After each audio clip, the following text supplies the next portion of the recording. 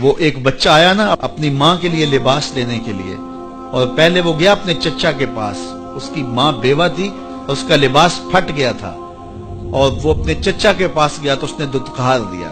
ماں نے اس کو روکا تھا، بیٹا نہ جانا، لیکن اس نے کہا کہ تیرے بدن کے اوپر جو لباس ہے وہ بھی پھٹ گیا اور جگہ جگہ سے جسم جھلک رہا ہے، تو میں اپنے چچا سے آپ کے لیے لباس لے کے آتا ہوں۔ پھر جو رویہ اس نے اختیار کیا تو واپس روتا ہوا آ رہا تھا، تو کسی نے راستے نے پوچھا کہ کیا ماجرا ہوا؟ اس نے کہا چچا کے پاس گیا تھا ماں کے لیے لباس لینے، اس نے دلا کے بھیج دیا۔ اللہ اکبر۔ تو اس نے کہا کہ جا سین حرم میں محمد نام کا ایک شخص بیٹھا ہوا ہے، اگر تو اپنا دکھڑا اس کے سامنے پیش کرے تو وہ امید ہے تمہیں رد نہیں کریں گے، لیکن سن لے ان کا دین کوئی اور ہے۔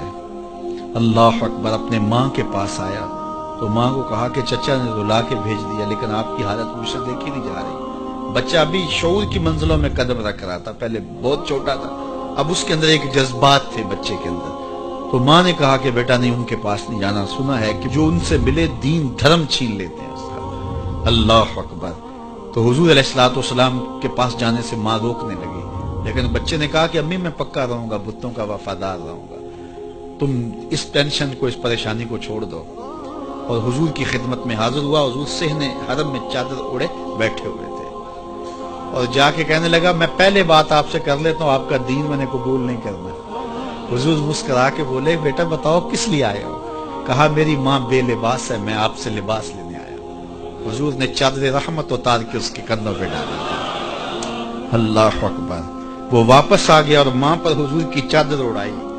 اللہ اکبر۔ اور ماں نے کہا کہ بیٹے اس نے اپنا دین تو نہیں تجھے دیا؟ کہا نہ، میں نے پہلے کہہ دیا تھا تیرے دین نہیں مانوں گا۔ ماں کہنے لگی پتر اس کا دین ماننا چاہیے، یہ جس نے رحمت کی چادر ہمارے سر پہ ڈال دی۔ اللہ اکبر۔ تیری تک کے ادامہ میں مرید ہو گئے۔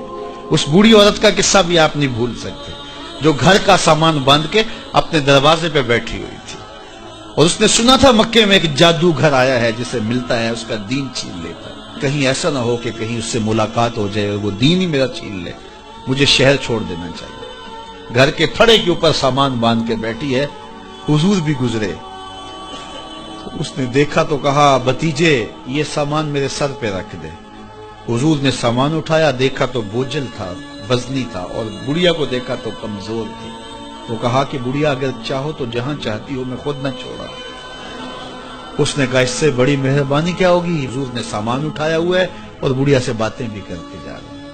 تو بڑھیا کو کہا کیوں جا رہی ہے؟ اس نے کہا کہ سنا ہے یہاں ایک جادوگر ہے جو لوگوں کا دھرم لوٹ لیتا ہے، لوگوں کا دین لوٹ لیتا ہے۔ میں نے ساری زندگی بتوں سے وفا کی، میرے آباء و اجداد نے بتوں سے وفا کی ہے، میں چاہتی ہوں دین اجداد ہاتھ سے چھوٹ نہ جائے، آخر اس شہر میں رہتی ہوں کہیں مل نہ جائے۔